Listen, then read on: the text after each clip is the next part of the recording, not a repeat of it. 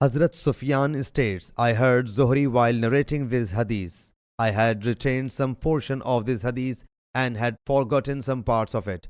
But Maimar reminded me the complete hadith, and he has reported it from Urwa bin Zubair, and he from Miswar bin Makhrama and Marwan bin Hakam.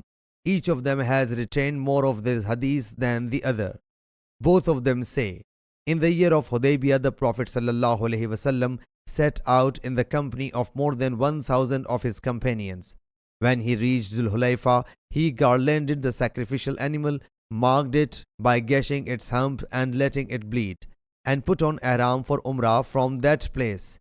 He ﷺ then sent his spy Bashar bin Sufyan from Khuza tribe to fetch the secret information of the Quraysh, and proceeded ahead until when he reached Ghadir Ashtat.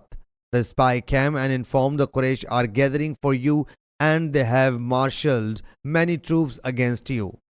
They are ready to fight with you and prevent you from entering the Kaaba. He ﷺ said, O people, give me your recommendations. Do you suggest that we should assault the households of the unbelievers who wish to prevent us from entering Allah's house?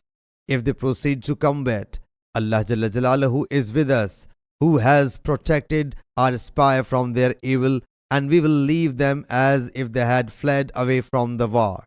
Hazrat Abu Bakr radiyallahu anhu submitted, O Allah's Apostle sallallahu alaihi wasallam, you have left your house with an intention to visit Allah's house and not to kill or fight with anyone.